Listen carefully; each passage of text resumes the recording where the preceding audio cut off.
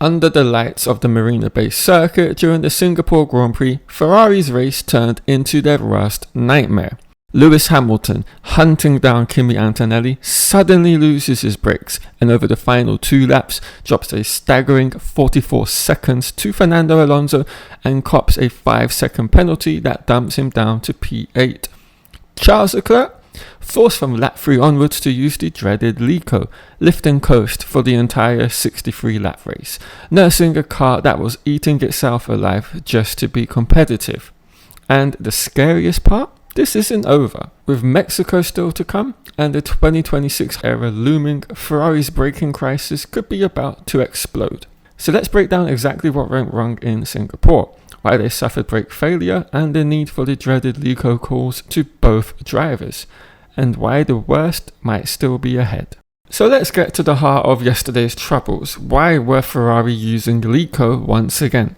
Well, there are different reasons across this season why they've been doing it. Sometimes it's to do with plank wear, as is being well documented, but for the majority of times it is to do with brake wear, brake issues as a result of how they have to utilize them to gain heat into the tires, to get into the operating window, to use them to its maximum capabilities. Now, from that comes a double-edged sword.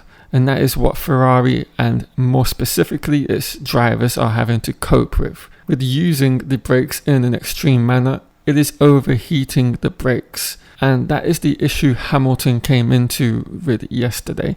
So for most of the race, like Leclerc, he was using LiCo, but to, I believe, a lesser degree.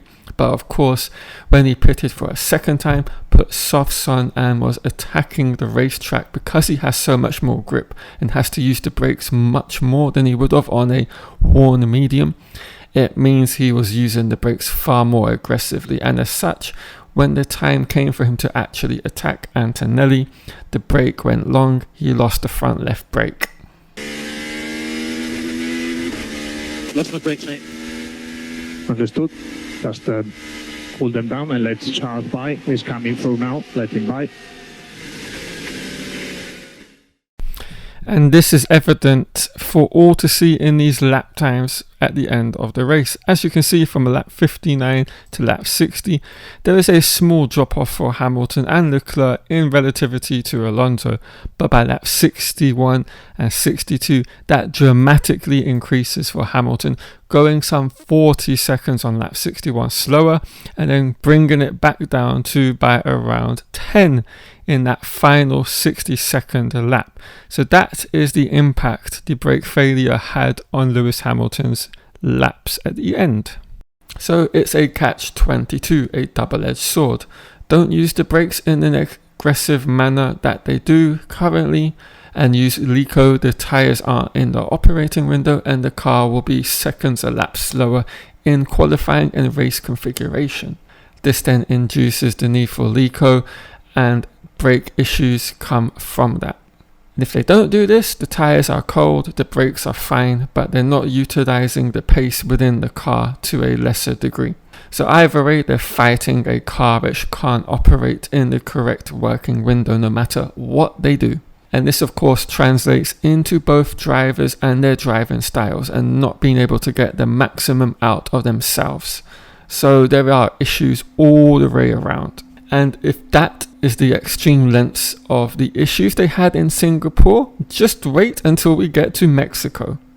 And also, if you're enjoying the content, do leave a like on this video, push this video out across the socials, and of course hype the video if you have the app. And if you're new, hit the subscribe button. I'd greatly appreciate it. Right, back on with why Mexico is going to be a disaster. Now you may be wondering, why am I worried about Mexico? Well, it's the highest altitude race of the year for starters, with thin air, low cooling efficiency and heavy reliance on braking energy. So in short, everything that punishes Ferrari. Now just imagine they're going to have to utilize the brakes in the same manner that they have been using all season. The braking distances are going to be even worse for the drivers in terms of LiCo. They're going to have to use LiCo maybe 200 meters before the braking zones on certain laps. It's a recipe for disaster. And of course, at that altitude, cooling systems are already operating on the edge, so brakes and radiators can't shed heat effectively.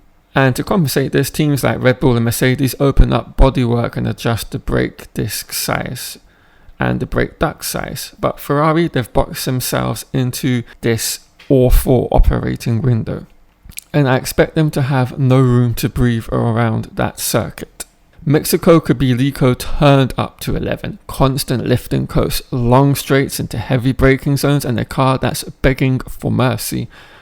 Who knows, we might even see a double retirement if things go awful. And here is the biggest worry. This isn't just a 2025 issue. This could spill over into the new era from 26 onwards. Because as you might be aware, braking and energy recovery management from the engine side is going to become even more intertwined with the new set of regulations.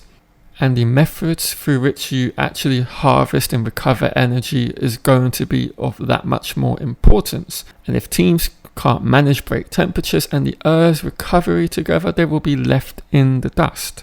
So if Ferrari are having such awful issues this far into a regulation cycle, at the end of it after 4 seasons, how the hell are they going to handle the new importance placed on these systems for 26 onwards? I have absolutely no confidence in the team when it comes to next season. So for me, this isn't just a 25 issue, it's a warning sign for much deeper design flaws. And they're going to be having to play catch up in an area that's about to define the next generation of Formula One. So I think with these issues Ferrari have, I think it doesn't look good for 2026, particularly on the energy recovery side of things, because if you're not on top of and in control of brakes in an easier Formula One set of regulations, how can you even begin to have any confidence in what you're doing for 26 and beyond? That for me is the biggest worry to take away from this weekend, what it means, the permutations for next year and further into this generation cycle. And all in all, to round up the race, it was disastrous, just like the weekend was. I don't know why Ferrari do what they do. The team needs a complete rejig in terms of how it operates, and until that happens, Ferrari are going to keep producing these absolutely rubbish cars which both drivers don't deserve to be driving, nor have any of the other drivers in the past deserved to drive the pieces of crap that Ferrari have produced out of Maranello. For too long, for nearly 2 decades, this has been going on Ferrari, and it's about time they look internally and realise the problems come from within the culture. And until they do that, they will never ever get close to a championship in Formula One.